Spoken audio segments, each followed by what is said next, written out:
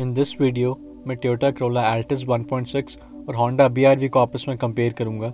वैसे तो ये दोनों गाड़ियाँ डिफरेंट कैटेगरी की हैं और इनका डिफरेंट पर्पस एंड यूजेज है, बट क्योंकि इन दोनों गाड़ियों की सेम प्राइस है, सो जब लोग इस प्राइस ब्रैकेट में ब्रांड न्यू गाड़ी खरीदते हैं तो बहुत से लोग इन दोनों गाड़ियों में से कोई एक गाड़ी चूज़ करते हैं। एंड इन माई ओपिनियन ये दोनों गाड़ियाँ इंटायरली डिफरेंट हैं। So after watching this video आप बेहतर तरीके से डिसाइड कर पाएंगे कि आपके लिए कौन सी गाड़ी ज़्यादा सूटेबल है। हाउएवर परफॉर्मेंस में मैं करोला एल्टिस 1.6 को सिटी के साथ कंपेयर करूंगा, क्योंकि परफॉर्मेंस वाइज करोला का BR-V से मुकाबला नहीं है और करोला BR-V से परफॉर्मेंस वाइज काफ़ी बेहतर है।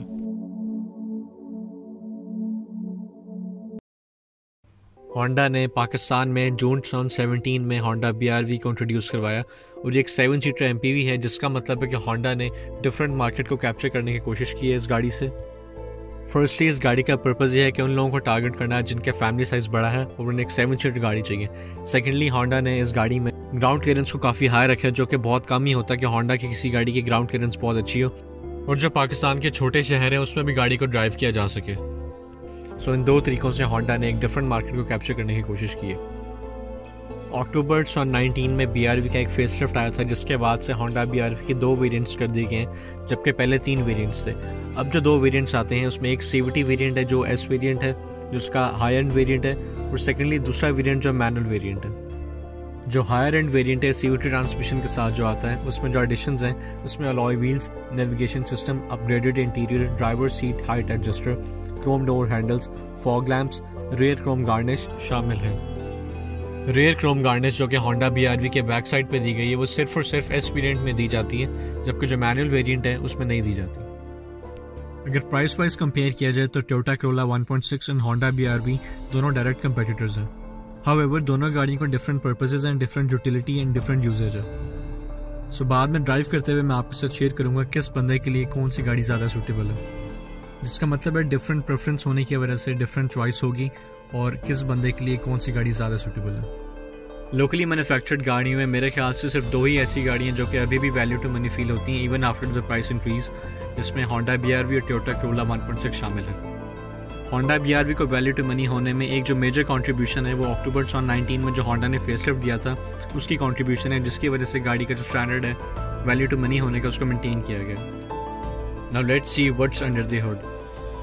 यहाँ पे हमारे पास एक 1.5 लीटर iVTEC इंजन है जो कि 118 हॉर्स पावर प्रोड्यूस करता है और गाड़ी में CVT ट्रांसमिशन है।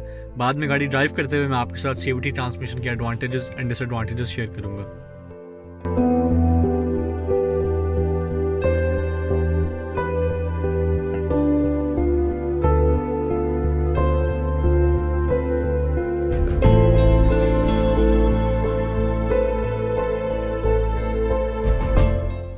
वैसे तो एक्सटीरियर के बारे में आप अपना ओपिनियन खुद फॉर्म करते हैं, मगर मेरे ख्याल में होंडा BR-V का एक्सेप्शनली गुड एक्सटीरियर है और इस प्राइस ब्रैकेट में अगर आप देखें तो कोई भी ऐसी गाड़ी नहीं है जो इतनी अच्छी रोड प्रेजेंस प्रोवाइड करे। एक अच्छी रोड प्रेजेंस हमेशा से होंडा की गाड़ियों की क्वालिटी रही है और यही वजह है कि अगर आप गाड़ी को डीबैच करके किसी लेमैन से पूछें कि किस कंपनी की गाड़ी हो सकती है लोकल मैन्युफैक्चरर्स में से, तो मोस्ट प्रॉब्ली उस बंदे का आंसर यही होगा कि गाड़ी होंडा की तरफ से।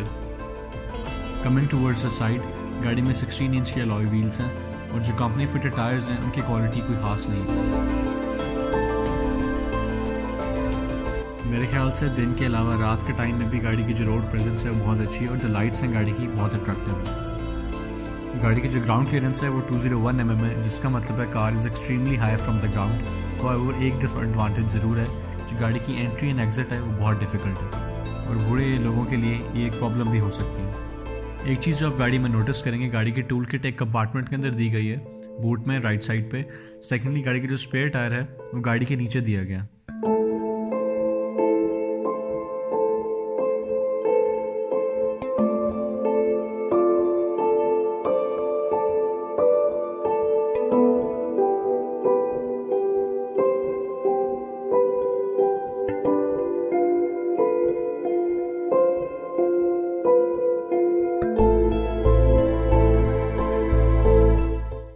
सो टू स्टार्ट द रिव्यू, मैं करोला पे बात करने से पहले मैं एक शॉर्ट से टोयोटा की हिस्ट्री शेयर करूँगा।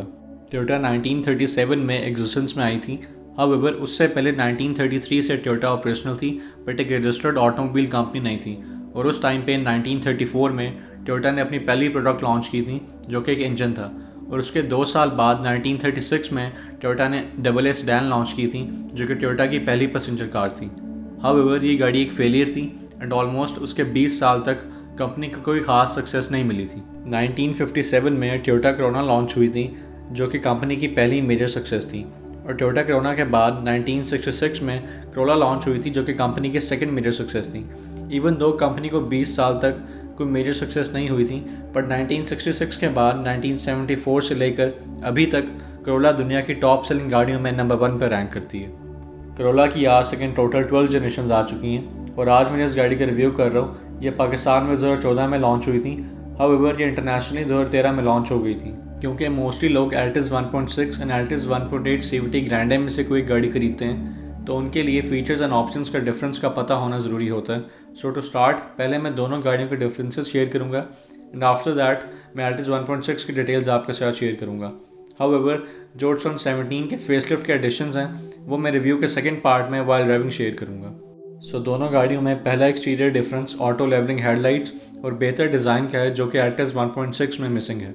सेकेंडली, ग्रैंडे में DRL ज़्यादा इंप्रूव्ड है, which is also safety feature, क्योंकि DRLs की वजह से फॉग या फिर जब विजिबिलिटी मुश्किल हो तो उन टाइम्स में गाड़ी को DRLs की वजह से ईजिली स्पॉट किया जा सकता है, और इसलिए बहुत से कंट्रीज़ में DRLs का होना कंपलसरी है। नेक्स्ट डिफरेंस है fog lights and Chrome strip on door handles. ये दोनों चीज़ें एल्टिस 1.6 में मिसिंग हैं। हाउएवर टोयोटा को एक्स्ट्रा पे करके फॉग लाइट्स ऐड करवाई जा सकती हैं।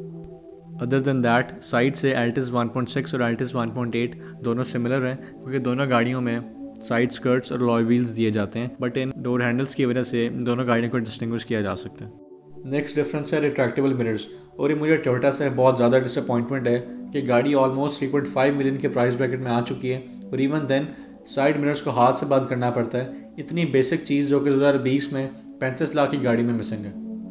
एक्सटीरियर का आखिरी डिफरेंस है स्मार्ट एंट्री। ग्रैंडे में स्मार्ट एंट्री है, बट अगेन एक सेंसलेस बात यह है कि स्मार्ट एंट्री पैसेंजर साइड पे नहीं है। सो एक्सटीरियर में टोटल ये 6 डिफरेंसेस थे। टॉकिंग अबाउट द इंटीरियर में टोटल 12 डिफरेंसेस हैं। पहली चीज़ है ड्राइविंग मोड्स। ग्रैंडे में additional cruise control, paddle shifters और स्पोर्ट्स मोड आता है, जबकि मैनुअल ड्राइविंग मोड ग्रैंडे और एल्टिस 1.6 दोनों में आता है। हाउएवर स्पोर्ट्स मोड की इफेक्टिवनेस पे लोगों का सवाल होता है, और उसके बारे में आप मेरा ओपिनियन टॉप राइट बैनर पर क्लिक करके ग्रैंडे के रिव्यू में देख सकते हैं। उसके बाद मेजर डिफरेंस इंफोटेनमेंट सिस्टम में है। ग्रैंडे में एंड्रॉयड सिस्टम आता है, वेयर एज एल्टिस 1.6 में एंड्रॉयड तो नहीं है, बट जितनी इसकी फंक्शनैलिटी है वो फिट है, और जो रिवर्स कैमरा है उसकी परफॉर्मेंस भी अच्छी है। हाउएवर ग्रैंडे में टोयोटा कनेक्ट का फीचर आता है, जो कि 6 मंथ्स के लिए फ्री होता है। ये कि एक तरह का सेफ्टी फीचर भी है, और इसका फ़ायदा यह है कि आप गाड़ी को ट्रैक कर सकते हैं कि आपकी गाड़ी की क्या लोकेशन है, और ट्रैक करने के अलावा भी इसके काफ़ी फंक्शंस हैं। इस वीडियो के डिस्क्रिप्शन में मैं एक लिंक दे रहा हूँ, उस पर आप टोयोटा कनेक्ट के बारे में डिटेल्स देख सकते हैं। हाउएवर ये टोयोटा कनेक्ट की ऐप एल्टिस 1.6 में मिसिंग है। नेक्स्ट डिफरेंस ये है कि ग्रैंडे में डिजिटल क्लाइमेट कंट्रोल आता है, जबकि एल्टिस 1.6 में एनालॉग। एस्थेटिक्स में एक डिफरेंस ये है कि ग्रैंडे में डोर हैंडल्स क्रोम के हैं, और जो इंटीरियर है वो लेदर स्टिच होता है। ग्रैंडे में रिवर्स लिंक का फीचर आता है, वाइल रिवर्सिंग साइड मिरर्स जो आपने पोजीशन सेट की होती है उसके अकॉर्डिंग सेट हो जाते हैं, और गाड़ी को रिवर्स करना ईजी हो जाता है। इसके अलावा ग्रैंडे में leather seats, sun glasses holder, auto range sensors और रिक्लाइनिंग सीट्स एडिशनल आती हैं। हाउएवर ग्रैंडे के जो ऑटो रेंज सेंसर्स हैं वो इतने सेंसिटिव नहीं हैं, सो इवन तो गाड़ी में फीचर है, बट आपको वाइपर्स को मैनुअली कंट्रोल करना पड़ता है। इंटीरियर के इन 12 डिफरेंसेस के अलावा इंटरनली गाड़ी में 3 डिफरेंसेस हैं। नंबर 1 तो ये है कि ग्रैंडे में सनरूफ और 1.8 इंजन आता है विद CVT ट्रांसमिशन, जबकि एल्टिस 1.6 में 4 स्पीड ऑटोमेटिक ट्रांसमिशन आती है। बाद में गाड़ी ड्राइव करते हुए मैं इस गियर बॉक्स की प्रैक्टिकलिटी आपके साथ शेयर करूंगा। नेक्स्ट इंटरनल डिफरेंस है कि सेफ्टी फीचर्स में ग्रैंडे में ट्रैक्शन कंट्रोल दिया जाता है, जो कि एल्टिस 1.6 में मिसिंग है, और उसकी जगह गाड़ी में ब्लैंक बटन है। बट इन फैक्ट एल्टिस 1.6 में बहुत से ब्लैंक स्विचेस हैं। शायद ही कुछ लोगों को तंग ना करे, बट एटलीस्ट फॉर मी मुझे ऐसे फील होता है कि गाड़ी में आपको कोई चीज़ मिसिंग लग रही है। सो मुझे तो इन बटन्स को देख के सेटिस्फैक्शन नहीं होती। एक और डिफरेंस की फॉब में है। वैसे तो ग्रैंडे और एल्टिस 1.6 दोनों के की फॉब प्लास्टिक हैं और प्रीमियम फील नहीं देते, बट ग्रैंडे में while locking and unlocking side mirrors को कंट्रोल किया जा सकता है। So now let's see what's under the hood. Internationally अगर इस इंजन को देखा जाए तो ये आउटडेटेड है, बट अनफॉर्चुनेटली क्योंकि टोयोटा पाकिस्तान ने ये इंजन दिए हैं, सो लेट्स सी इसकी क्या परफॉर्मेंस है। So here we have a 1.6 litre engine जो कि 120 हॉर्स पावर प्रोड्यूस करता है और फ्रंट व्हील्स को पावर करता है। बट परफॉर्मेंस इज़ समथिंग जो कि एक कंपैरिजन के बगैर समझ नहीं आती। सो इसलिए मैं 4 चीज़ों को 1.5 सिटी के साथ कंपेयर करूँगा। Number 1 horse power, secondly weight, third गाड़ी का बॉडी टू वेट रेशो और फोर्थ गाड़ी की ट्रांसमिशन को देखना इसलिए ज़रूरी है क्योंकि इसकी वजह से गाड़ी के परफॉर्मेंस में डिफरेंस आता है। So firstly 1.6 Corolla 120 horse power है, वेयर एज 1.5 होंडा सिटी भी 120 हॉर्स पावर है। Moving on to the weights, 1.6 Corolla 1275 kg है और 1.5 सिटी 1155 kg है, विच मीन्स दोनों के वेट में 120 kg का फ़र्क है।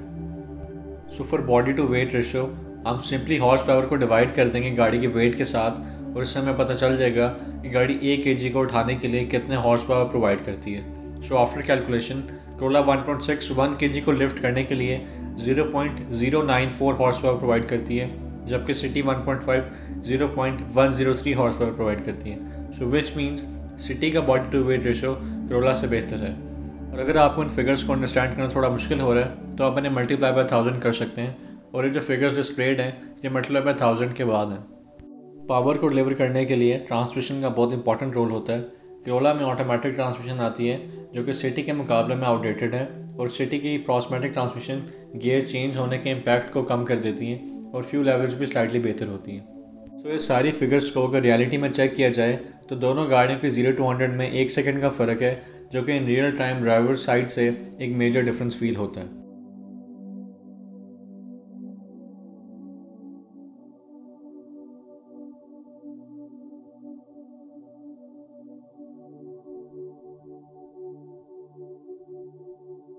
ना moving on to the exterior features, गाड़ी के जो हेडलाइट्स हैं वो काफ़ी बेसिक्स ही हैं।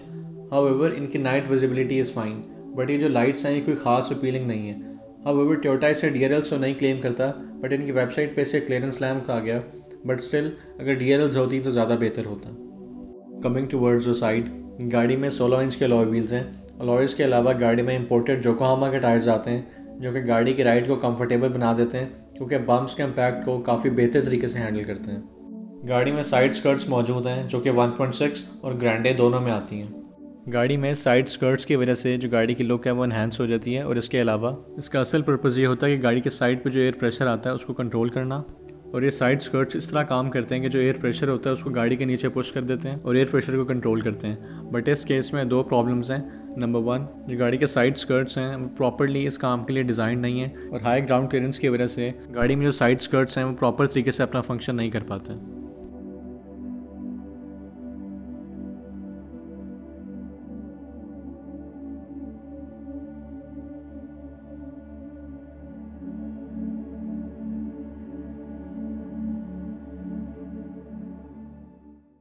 गाड़ी के इंटीरियर में एंटर होने के बाद जो चीज़ आप सबसे पहले नोटिस करेंगे वो ये है कि गाड़ी के सीट्स वेल साइज्ड हैं मगर इनके कुशनिंग कंफर्टेबल नहीं है। स्पेशली लॉन्ग जर्नीज़ पे गाड़ी आपको थका देती है। इसके अलावा एक और चीज़ जो मुझे डिफरेंट फील हुई है, गाड़ी की ड्राइविंग पोजीशन और पोस्चर आम नॉर्मल गाड़ी से डिफरेंट है। और इवन तो गाड़ी 7 सीटर MPV है मगर होंडा ने कोशिश की है कि इसमें एक नॉर्मल सेडान कार वाली फीलिंग आपको आए। एक और चीज़ जो गाड़ी के इंटीरियर की मुझे बहुत डिसअपॉइंटिंग लगी है वो ये है गाड़ी के इंटीरियर में आर्मरेस्ट नहीं है, जिसका मतलब है कि गाड़ी की कुशनिंग भी अच्छी नहीं है और आर्मरेस्ट भी प्रेजेंट नहीं है। सो लॉन्ग जर्नीज़ में गाड़ी को चलाना बहुत टायरिंग हो सकता है। गाड़ी में टोटल 10 कप होल्डर्स हैं जिसमें से 4 फ्रंट रो के लिए, 4 मिडिल रो के लिए और 2 लास्ट रो के लिए। अगर मैं गाड़ी की AC और इसकी परफॉर्मेंस की बात करूँ तो एक चीज़ नोटिसेबल है कि गाड़ी में डिजिटल क्लाइमेट कंट्रोल तो है मगर जो ऑटोमेटिक नहीं है, इसमें आप टेम्परेचर सेट नहीं कर सकते। हाउएवर एक पॉजिटिव बात यह है कि गाड़ी में मैक्स कूल बटन की ऑप्शन दी गई है, जिसको प्रेस करने से आप AC को मैक्सिमम आउटपुट पे ऑन कर सकते हैं। अदर देन दैट गाड़ी की AC परफॉर्मेंस अच्छी है। Even though rear passengers temperature नहीं सेट कर सकते और सिर्फ फ़ैन स्पीड ही कंट्रोल कर सकते हैं, मगर ओवरऑल गाड़ी की AC परफॉर्मेंस अच्छी है। और मेरे नहीं ख्याल से हमें इस प्राइस ब्रैकेट के अंदर होंडा से एक्सपेक्ट करना चाहिए कि वो रेयर पैसेंजर्स के लिए भी टेम्परेचर कंट्रोल दे। गाड़ी में मल्टीमीडिया स्टीयरिंग व्हील है जो कि ज़्यादा कन्वीनियंट है और इसकी वजह से ड्राइवर की अटेंशन डाइवर्ट नहीं होती। आफ्टर एंटरिंग द इंटीरियर जो चीज़ आप सबसे पहले फील करेंगे वो ये है कि गाड़ी की जो सीट्स हैं बहुत वेल साइज्ड और कंफर्टेबल हैं, बट मेरे ख्याल से गाड़ी की ड्राइविंग पोजीशन को थोड़ा बेहतर किया जा सकता था और जो सीटिंग पोजीशन है उसको थोड़ा नीचे होना चाहिए था। और मेरे ख्याल से अगर गाड़ी की सीट नीचे और आपको उसकी आदत हो जाए तो आपको ज़्यादा कंफर्टेबल फील होता है और ओवरऑल ड्राइविंग पोजीशन जो है वो बेहतर हो जाती है। एक बात याद रहे कि गाड़ी में ड्राइवर साइड के लिए सीट हाइट एडजस्टर 2019 के बाद आया था हाउएवर गाड़ी में टेलीस्कोपिक स्टीयरिंग व्हील प्रेजेंट है, विच मीन्स इसे 4 पोजीशंस में मूव करके अपने मुताबिक सेट किया जा सकता है। हाउएवर स्टिल गाड़ी का instrument cluster is same as Grande. Firstly instrument cluster same है ग्रैंडे जैसा और वही डिटेल शो करता है। सेकंड पॉजिटिव बात यह है कि हैंड ब्रेक की प्लेसमेंट बहुत कन्वीनियंट है। और थर्ड चीज़ ये है कि गाड़ी में 4 स्पीकर्स हैं और 2 ट्विटर्स हैं, जिनकी परफॉर्मेंस इंप्रेसिव तो नहीं है बट ठीक है। एक और पॉजिटिव चीज़ ये है कि गाड़ी में ग्रैंडे की तरह मल्टी फंक्शन स्टीयरिंग व्हील आता है। फॉर द कंफर्ट गाड़ी में एक वेल साइज्ड आर्मरेस्ट प्रेजेंट है और इसकी खास बात यह है कि ये 2 तरह ओपन होती है। फर्स्ट डिवीजन में आप छोटी चीज़ें रख सकते हैं और जो दूसरी डिवीजन है वो एक बड़ी स्टोरेज है और इसमें ज़्यादा चीज़ें स्टोर की जा सकती हैं। Moving towards the rear side, गाड़ी के रेयर रूम कंफर्ट, सीट्स और leg room same as Grande. So इसका मतलब यह है कि कंफर्ट वाइज गाड़ी का रेयर रूम इम्प्रेसिव है एंड इवन गाड़ी की आर्मरेस्ट भी काफ़ी प्रीमियम है। इवन दो गाड़ी में AC वेंट्स तो नहीं है बट स्टिल आर्मरेस्ट के बैक पे साइड पे नीचे करके चार्जिंग पोर्ट्स प्रेजेंट है। रेयर रूम की सबसे पॉजिटिव बात यह है कि रेयर बेड फ्लैट है और 5th पैसेंजर को बहुत ज़्यादा कॉम्प्रोमाइज़ नहीं करना पड़ता। सो अब मैं रिव्यू के सेकंड पार्ट में शिफ्ट करते हुए गाड़ी ड्राइव करते हुए एज एन ऑनर अपने कुछ ओपिनियंस और गाड़ी के बारे में कुछ फैक्ट्स आपके साथ शेयर करूँगा।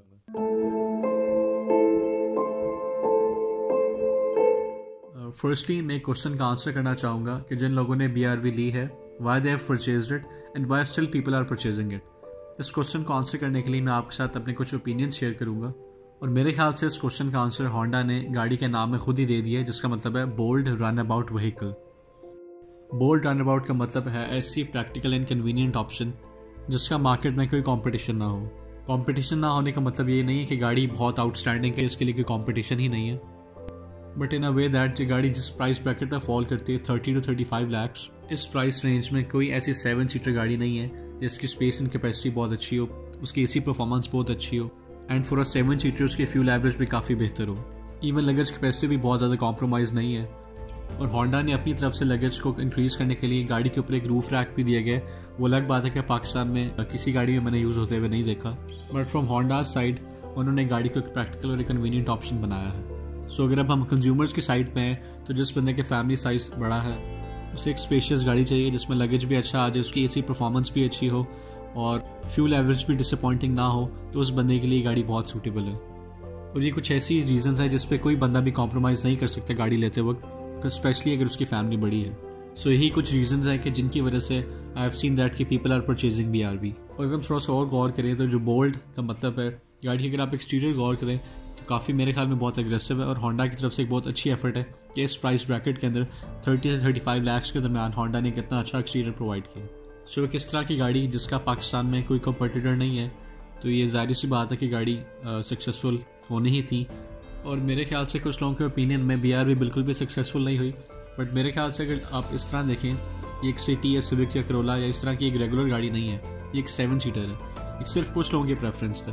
तो अगर आप इस लिहाज से इस गाड़ी को देखें तो बहुत से लोगों ने इस गाड़ी को लिया है और वो इसे यूज़ कर रहे हैं और एक प्रैक्टिकल और कन्वीनियंट होने की वजह से उन्हें इस गाड़ी को इस्तेमाल करना पड़ता है। एज एन ऑनर मैंने जो गाड़ी की प्रैक्टिकलिटी में डाउन साइड्स फील किए हैं, उसमें नंबर 1 चीज़ जो मुझे फील हुई है, अगर गाड़ी की स्पेस फुल्ली यूटिलाइज्ड हो, 7 सीट्स फुल हो, तो गाड़ी थोड़ी सी अंडर पावर्ड हो जाती है और उन सिचुएशंस में आपको गाड़ी में हाई ऑक्टेन यूज़ करना पड़ता है। इस हवाले से मेरा जो ख्याल है, मेरे ख्याल में होंडा को चाहिए कि एक BRV का 1.8 लीटर इंजन भी ऑफर करें और जो बायर्स हैं उनके पास ये ऑप्शन हो कि 1.5 और 1.8 में से वो अपने हिसाब से गाड़ी को सिलेक्ट कर लें, क्योंकि इस हवाले से जो गाड़ी की जो कंप्लेन है अंडर पावर होने की, इसको भी कवर किया जा सकता है और फिर ही ये गाड़ी एक परफेक्टली कन्वीनियंट ऑप्शन बन सकती है।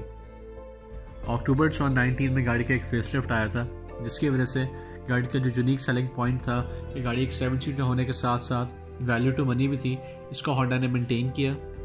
इवन दो सारी गाड़ियों के जो प्राइसेस हैं वो बहुत ज़्यादा हो गई हैं, इवन देन जो होंडा BRV है ये अभी तक वैल्यू टू मनी फील होती है और ये वाहिद गाड़ी है पाकिस्तानी मार्केट में जो कि स्टिल वैल्यू टू मनी अभी तक लगती है और लोग इसे परचेज़ अगर करेंगे तो इसी वजह से करेंगे कि 7 सीटर होने के साथ साथ जो होंडा ने फेसलिफ्ट में जो फीचर्स इंट्रोड्यूस करवाए हैं वो बहुत ही यूज़फुल और अट्रैक्टिव फीचर्स हैं। अगर फेसलिफ्ट एडिशंस की बात करें तो नंबर 1 चीज़, गाड़ी में पहले सिंगल एयर बैग होता था, अब ड्यूल एयर बैग्स कर दिए गए। Secondly, push start and smart entry introduce करवा दिया गया। थर्डली, गाड़ी में सेंटर कंसोल और जो आर्मरेस्ट है एज अ स्टैंडर्ड कर दी गई है, जो कि होंडा BRV में फेसलिफ्ट से पहले नहीं दी जाती थी। और होंडा की तरफ से एक बहुत डिसअपॉइंटमेंट थी है, क्योंकि जो सिटी है उसके भी 10 साल पुराने मॉडल्स में भी जो सेंटर आर्मरेस्ट है वो एज अ स्टैंडर्ड होती थी, मगर BRV में होंडा ने इसे नहीं दिया था। और जो सेंटर कंसोल है उसके अंदर 2 रियर USB चार्जिंग पोर्ट्स भी दी गई हैं, जिनकी वजह से जो रियर पैसेंजर्स हैं वो भी अपने मोबाइल फ़ोन चार्ज कर सकते हैं। अगर माइनर एडिशंस की बात की जाए तो उसमें step garnish, shark fine antenna, door visors शामिल है। However, होंडा का ये कहना है कि उन्होंने जो गाड़ी की जो सीटिंग है उसकी कुशनिंग को भी इम्प्रूव किया है, क्योंकि बहुत से लोगों ने कंप्लेन किया और ऐसा है भी कि जो एस वेरिएंट है उसमें जो लेदर सीट्स आती हैं वो बहुत हार्ड है और वो बिल्कुल भी कंफर्टेबल नहीं है। फेसलिफ्ट एडिशंस में एक बात याद रहे कि जो front passenger airbag, DRLs, centre console और जो एक्सटीरियर चेंजेस हैं वो स्टैंडर्ड हैं, जबकि push start and smart entry, USB ports in centre console और जो शार्क फाइन एंटेना है वो सिर्फ और सिर्फ एस वेरिएंट में अवेलेबल है। अगर मैं गाड़ी की हैंडलिंग की बात करूँ तो मेरे ख्याल में होंडा ने क्योंकि गाड़ी में स्टिफ सस्पेंशन दी है तो इस वजह से गाड़ी की हैंडलिंग तो बहुत इंप्रूव्ड है, बट इवन देन आपको थोड़ा सा बॉडी रोल फील होता है टर्न्स करते हुए गाड़ी के साइज़ की वजह से। ऑन द अदर हैंड अगर मैं ऑफ रोड कैपेबिलिटी की बात करूँ तो मेरे ख्याल में गाड़ी बहुत कंफ्यूज्ड है इस सेंस में, क्योंकि गाड़ी देखने में ऐसी लगती है जैसे आप इससे ऑफ रोडिंग भी कर सकते हैं, मगर गाड़ी का सस्पेंशन इतनी स्टिफ है कि आपको रोड पे each and every single bump feel होता है और गाड़ी की राइड क्वालिटी इस सेंस में बहुत बुरी है और आपको बिल्कुल भी स्मूथ राइड नहीं मिलती। सो मेरे नहीं ख्याल से आप इस गाड़ी से ऑफ रोडिंग कर सकते हैं, ये स्मूथ रोड्स पे ही ज़्यादा बेहतर परफॉर्म करेगी, बट स्टिल मेरे ख्याल में गाड़ी की जो हैंडलिंग और रोड ग्रिप है is better than average. Off roading के लिए गाड़ी इसलिए भी बहुत कंफ्यूज फील होती है क्योंकि एट द सेम टाइम इस गाड़ी की ग्राउंड क्लियरेंस भी बहुत अच्छी है और इसके लुक्स भी ऐसी हैं कि जैसे आप इससे ऑफ रोडिंग कर सकते हैं, but on the other hand इसकी सस्पेंशन थोड़ी सी वीक फील होती है और बम्प्स को अब्जॉर्ब नहीं करती। सो एट द सेम टाइम अच्छी ग्राउंड क्लियरेंस भी है मगर सस्पेंशन बुरी है, तो इसलिए मेरे नहीं ख्याल से आप इस गाड़ी को ऑफ रोड के लिए यूज़ कर सकते हैं। गाड़ी की प्राइस कंसिडर करते हुए और एज ए 7 सीटर गाड़ी को समझते हुए अगर मैं गाड़ी की राइड क्वालिटी पे कमेंट करूँ तो मेरे ख्याल में गाड़ी की जो राइड क्वालिटी है वो अच्छी है। गाड़ी का जो पिकअप है वो विद 0 to 100 14 सेकेंड्स है for 1.5 of a car this size, मेरे ख्याल में अच्छी है। गाड़ी की जो ब्रेकिंग है वो भी is okay and again considering the cars price मेरे ख्याल में ब्रेकिंग भी गाड़ी की अच्छी है। हाउएवर एक प्रॉब्लम ज़रूर है, गाड़ी की जो सीट्स हैं वो कंफर्टेबल नहीं है और होंडा ने जो फेसलिफ्ट वर्जन है उसमें इम्प्रूव कर दी हैं। अगर तो वाकई ऐसा है तो मेरे ख्याल में गाड़ी की राइड क्वालिटी बहुत बेहतर हो गई है। बट अगेन सबसे अच्छी बात जो मैंने इस गाड़ी के लिए की है कि even though it's a 7 seater मगर आपको बिल्कुल भी बहुत ज़्यादा फील नहीं कराएगी कि जैसे आप कोई 7 सीटर MPV चला रहे हैं और आपको एक रेगुलर गाड़ी वाली फील ही आएगी, specially because of the cars good handling. अब मैं आपके साथ CVT ट्रांसमिशन के एडवांटेजेस एंड डिसएडवांटेजेस शेयर करूंगा। नंबर 1 एडवांटेज ये है गाड़ी आइडियल RPMs पे रहती है और फ्यूल एफिशिएंसी बहुत इंप्रूव्ड होती है। सेकेंडली फ्यूल एमिशंस होते हैं और थर्डली गाड़ी की जो शिफ्टिंग है वो एक्सट्रीमली स्मूथ होती है। और अगर हम ड्रॉबैक्स की बात करें तो उसमें स्लगिश रिस्पॉन्स, स्लोअर एक्सेलरेशन और हायर कॉस्ट शामिल है, क्योंकि CVT ट्रांसमिशन ऑयल रिकमेंडेड है कि 30,000 किलोमीटर्स पे चेंज किया जाए। BRV होंडा एटस की तरफ से लेटेस्ट लॉन्च गाड़ी है और मेरे ख्याल में होंडा BRV के थ्रू अपनी जो ब्रांड इमेज है वो थोड़ी बेहतर पाकिस्तान में इस सेंस में कर सकता है कि हमेशा होंडा ने जो बिल्ड क्वालिटी यूज़ की है होंडा सिटी में और इवन इस BRV की जो बिल्ड क्वालिटी है वो बहुत अच्छी नहीं है। जो मटेरियल यूज़ किया गया है और जो प्लास्टिक है उसकी जो बेल्ट है वो बिल्कुल भी अच्छी नहीं है और उसके साथ साथ हमेशा एक कॉमन प्रॉब्लम होंडा की गाड़ी की जो है वो रहा है कि जो उसकी कैबिन नॉइज़ है वो बहुत हाई होती है और जो साउंड डंपिंग है वो कभी भी इतनी अच्छी नहीं रही और विंड नॉइज़ जो है हमेशा गाड़ी में बहुत ज़्यादा आती है। सो मेरे ख्याल में for sound damping there is a lot of space for improvement. For the luggage test गाड़ी में 3 मीडियम साइज बैग या फिर 2 लार्ज साइज बैग फिट किए जा सकते हैं।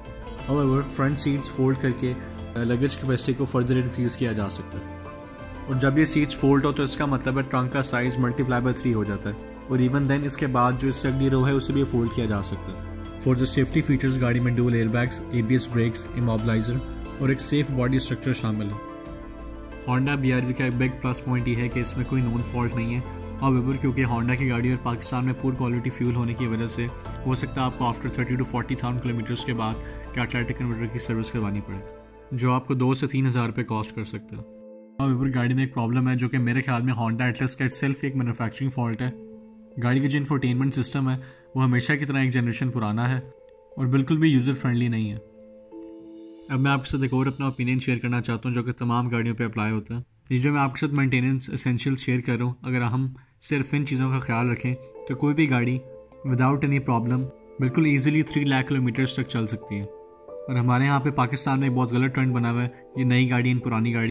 मोस्टली यूज़र्स का ये ख्याल है और वो गाड़ी के साथ कुछ इस तरह का सलूक करते हैं कि जब वो गाड़ी नहीं होती है गाड़ी को मेंटेन करते हैं, बट विद टाइम जो कि गाड़ी की मैनुअल है, जो कि बुक ने रिकमेंड किया होता है गाड़ी के जो मेंटेनेंस, उसको नहीं करवाते और वो टाइम ऐसा जब चीज़ें प्रोलॉन्ग होकर खट्टी होती जाती हैं तो फिर एक वक्त आता है हम जाके गाड़ी को बेच देते हैं और फिर इससे जो नेक्स्ट ऑनर है उससे प्रॉब्लम फेस आती है और लोगों का ये माइंडसेट बन जाता है एक नई गाड़ी होती है एक पुरानी गाड़ी होती है। बट मेरे ख्याल में this is no such thing. एक होती है मेंटेन गाड़ी, एक होती है अनमेंटेन गाड़ी।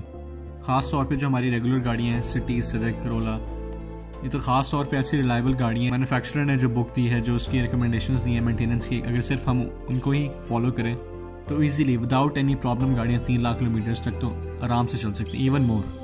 अगर मैं दोनों गाड़ियों के लेंस को कंपेयर करूं तो BRV 167 mm कम है करोला से।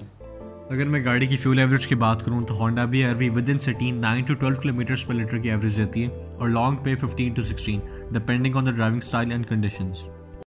जिससे कि होंडा BRV और Toyota Corolla Altis 1.6 direct competitors हैं प्राइस वाइज। तो मैं एक फाइनल वर्डिक्ट देना चाहूँगा कि किस बंदे के लिए कौन सी गाड़ी ज़्यादा सूटेबल है।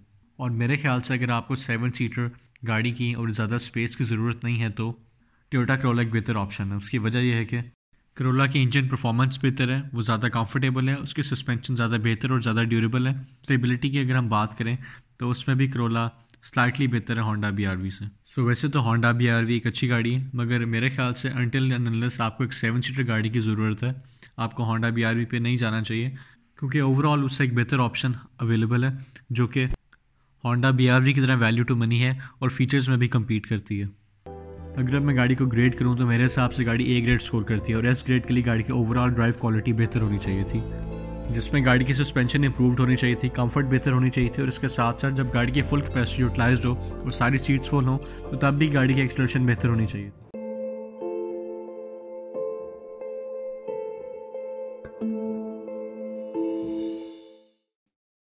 सो टू स्टार्ट मैं इस क्वेश्चन का आंसर करूंगा कि क्यों करोला दुनिया की मोस्ट सोल्ड गाड़ी है और क्या रीजंस हैं कि करोला कभी नंबर 1 पर रैंक करती है और कभी नंबर 2 पे।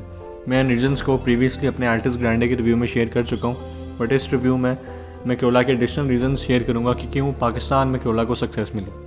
मेजॉरिटी लोग इसे अगर मोस्ट डिज़ायरेबल नहीं तो मोस्ट रिलायबल गाड़ी ज़रूर समझते हैं। सो अब मैं करोला की पॉपुलैरिटी के रीजंस आपके साथ शेयर करूंगा और मैं गाड़ी की हिस्ट्री से स्टार्ट करूंगा। सो टू स्टार्ट, टोयोटा ने 1966 में फर्स्ट जनरेशन करोला को लॉन्च किया था और आज मैं जिस करोला का रिव्यू कर रहा हूँ ये 11 जनरेशन करोला है जो कि 2014 में स्टार्ट हुई थी। हाउएवर ये स्पेसिफिक गाड़ी 2020 मॉडल है और 1966 से लेकर 2016 तक टोयोटा ने 44 मिलियन करोला के यूनिट सेल किए थे और उस टाइम पे दुनिया की बेस्ट सेलिंग गाड़ी थी। हाउएवर उसके बाद भी करोला टॉप सेलिंग गाड़ी थी, मगर इसको बहुत टफ कंपटीशन फेस करना पड़ा होंडा सिविक, वॉक्सवैगन और फोर्ड की कुछ गाड़ियों की वजह से। सो करोला की टॉप सेलिंग होने की रीज़न नंबर 1 ये है कि आजकल करोला के जितने भी कंपेटिटर्स हैं, होंडा सिविक, होंडा इलांट्रा या कोई भी और कंपेटिटर, जब करोला 1966 में लॉन्च हुई थी तो उस टाइम पे इस गाड़ी का कोई और कंपेटिटर था ही नहीं। वैसे तो ये एक जस्टिफिकेशन सही नहीं है कि करोला पहले लॉन्च हुई और ये गाड़ियाँ बाद में, इसलिए करोला टॉप सेलिंग गाड़ी है, मगर इस केस में कुछ और रीजंस भी हैं जिसकी वजह से करोला टॉप सेलिंग गाड़ी बन गई है। सबसे पहले जो गैप था जब ये करोला पहले लॉन्च हुई और जो बाकी गाड़ियाँ बाद में लॉन्च हुई, इन बिटवीन करोला ने बहुत जल्दी इमेज डेवलप कर ली थी कि वो दुनिया की एक बहुत अच्छी स्ट्रॉन्ग और रिलायबल गाड़ी है और अपनी कैटेगरी में से सबसे ज़्यादा ड्यूरेबल और सबसे ज़्यादा अच्छी बिल्ड क्वालिटी वाली गाड़ी समझा जाता था। रिलायबिलिटी और ड्यूरेबिलिटी के अलावा लोगों ने इसके साथ एक लॉयल्टी डेवलप कर ली थी और ये बात ठीक है कि करोला से कोई बेहतर गाड़ी नहीं है इन टर्म्स ऑफ रिलायबिलिटी और प्रैक्टिकलिटी। और अगर मैं कहूँ कि आज तक कोई ऐसा मैन्युफैक्चरिंग फॉल्ट करोला में नहीं आया जिसकी वजह से लोगों का गाड़ी पर ट्रस्ट कम हो, तो ये बात ठीक है। अदरवाइज वैसे भी टोयोटा ने इस बात पर हमेशा कम ही डिसअपॉइंट किया है कि टोयोटा की किसी गाड़ी में बहुत फ्रीक्वेंट प्रॉब्लम्स आए और लोगों ने टोयोटा की गाड़ियाँ खरीदने पर रिग्रेट किया हो। Along with durability and reliability, गाड़ी की जो मेंटेनेंस कॉस्ट है या फिर जो रिपेयर कॉस्ट है, ये दोनों चीज़ें एक्सट्रीमली कम है अगर इसे कंपेयर किया जाए किसी भी और गाड़ी के साथ जो उसके कंपेटिटर है। और हमेशा से ऐसा रहा है कि टोयोटा की जो गाड़ियाँ इनकी रनिंग कॉस्ट कम होती है और इनकी जो एज या फिर टोटल किलोमीटर्स जो गाड़ियाँ चल जाती हैं वो इनके कंपेटिटर्स इनकी कैटेगरी में सबसे ज़्यादा और सबसे कम कॉस्ट के साथ टोयोटा की गाड़ियाँ सर्वाइव करती हैं। और यही रीज़न है कि करोला ने भी इतनी बहुत स्ट्रॉन्ग इमेज डेवलप की है कि सबसे ज़्यादा कम रनिंग कॉस्ट के साथ ये गाड़ियाँ सर्वाइव करती हैं। कंबाइंड विद प्रैक्टिकलिटी, करोला का ये रिकॉर्ड है कि इसने हमेशा अपनी वैल्यू रिटेन की है। और वैसे तो रीसेल ये बात डिफाइन नहीं करती कि एक गाड़ी का कितना क्या पोटेंशियल है और वो कितनी अच्छी है, मगर स्टिल करोला की जो रीसेल वैल्यू और जितने टाइम स्पैन के अंदर ये गाड़ी बिकती है वो बहुत कम है। इन सम केसेस आप गाड़ी घंटों के अंदर भी बेच सकते हैं और आपको एक अच्छी प्राइस पे मिल जाती है। सो अगर मैं सम अप करूँ तो number 1 reason reliability and practicality, number 2 brand loyalty due to cars good build quality, number 3 very less maintenance and repair cost, और नंबर 4 ये है कि गाड़ी जो अपनी वैल्यू रिटेन करती है और बहुत जल्दी बिक जाती है। सो ये कुछ रीजंस हैं जिसकी वजह से करोला टॉप सेलिंग गाड़ियों में नंबर 1 पे रैंक करती है। So now moving on to the reasons for success in Pakistan. Number 1 reason है गाड़ी की सस्पेंशन। अपनी कैटेगरी में करोला की सस्पेंशन सबसे सॉफ्ट और बम्प्स के इम्पैक्ट को अब्जॉर्ब करने के साथ हर तरह की रोड पे कंफर्ट को मेंटेन करती है। हाउएवर, इस तरह की सस्पेंशन का एक नुकसान भी है कि इसका स्टीयरिंग रिस्पॉन्स और हैंडलिंग इतनी अच्छी नहीं होती और ये तब फील होता है जब आप होंडा की गाड़ी चलाते हैं। बट एनीवेज, होंडा की सस्पेंशन बम्प्स को अब्जॉर्ब नहीं करती जिस तरह टोयोटा की गाड़ियाँ करती हैं। सो दोनों सस्पेंशन का एक फ़ायदा है और एक नुकसान। सस्पेंशन के साथ ऑप्टिमम ग्राउंड क्लियरेंस ने करोला को पाकिस्तान में मोस्ट एक्सेप्टेबल गाड़ी बना दी है, क्योंकि आप जगह का नाम रहें और हाई चांसेस है कि करोला वहाँ पहुँच जाएगी। थर्ड रीज़न ये है कि पाकिस्तान में मोस्टली लोग maintenance cost, suspension, ground clearance, running cost और रीसेल वैल्यू को देखते हुए गाड़ी खरीदते हैं। सो ये कहा जा सकता है कि पाकिस्तान में करोला की सक्सेस की रीज़न लैक ऑफ ऑप्शंस है, क्योंकि ये सब फैक्टर्स सिर्फ करोला ही इस कैटेगरी में पूरी करती हैं, और अगर पाकिस्तान में मल्टीपल ऑप्शंस होती तो करोला इतनी पॉपुलर ना होती।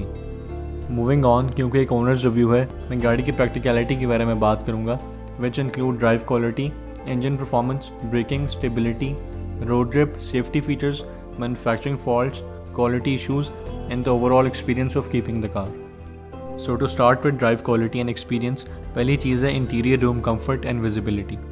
इन माई ओपिनियन इंटीरियर रूम सिर्फ स्पेशियस और कंफर्टेबल ही नहीं है, बट इसका एडवांटेज ये है कि रेयर बेड फ्लैट है और गाड़ी में 5 पैसेंजर्स भी ऑलमोस्ट कंफर्टेबली ट्रैवल कर सकते हैं। बट ड्रॉबैक ये है कि एज अ ड्राइवर मुझे गाड़ी का कैबिन कंजस्टेड फील होता है और विजिबिलिटी कॉम्प्रोमाइज़ फील होती है। हाउएवर, अगर आप सिटी को ड्राइव नहीं करते देन मोस्ट प्रोबेबली आपको तंगी फील नहीं होगी। नेक्स्ट चीज़ है परफॉर्मेंस एंड एक्सेलरेशन। गाड़ी का 0 to 100 11.5 सेकेंड्स है।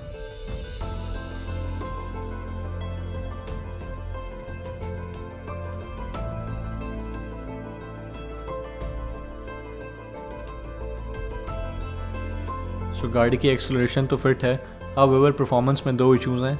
नंबर 1, गाड़ी में पुराने ज़माने का एक 4 स्पीड ऑटोमेटिक ट्रांसमिशन आता है जो कि 2020 के हिसाब से बिल्कुल भी एक लेटेस्ट टेक्नोलॉजी नहीं है। और दूसरा, जब गाड़ी का रेस पेडल प्रेस करते हैं तो गाड़ी बहुत डिले के बाद रिस्पॉन्स देती है, और मेरे लिए गाड़ी का एक मेजर इशू है ये।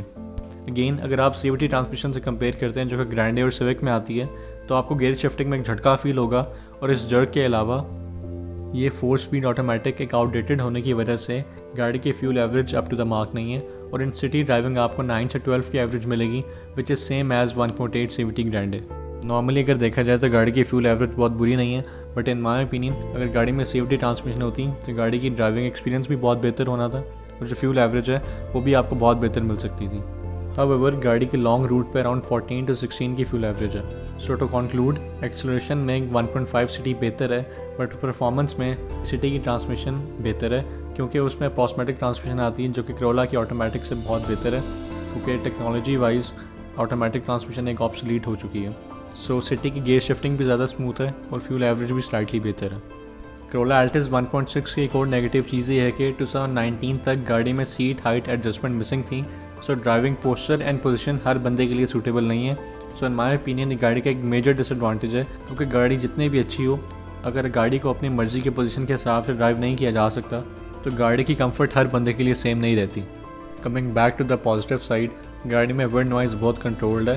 हाउएवर, जापानीज़ गाड़ी जितनी इम्प्रूव तो नहीं है, but still better than Honda City and Civic. एक और पॉजिटिव चीज़ ये है कि गाड़ी का बूट स्पेशियस है, और बूट स्पेस के बारे में शायद ही किसी को कोई कंप्लेन हो।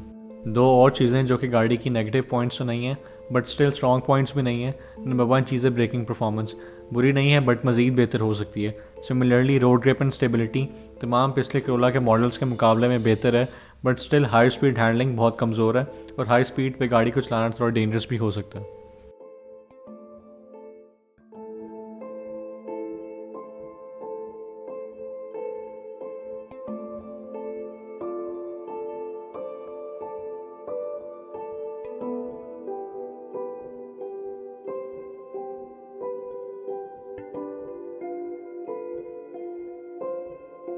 2017 में करोला के फेसलिफ्ट ने गाड़ी में बहुत से न्यू एडिशंस किए थे और गाड़ी को बहुत कम्पिटिटिव बना दिया था।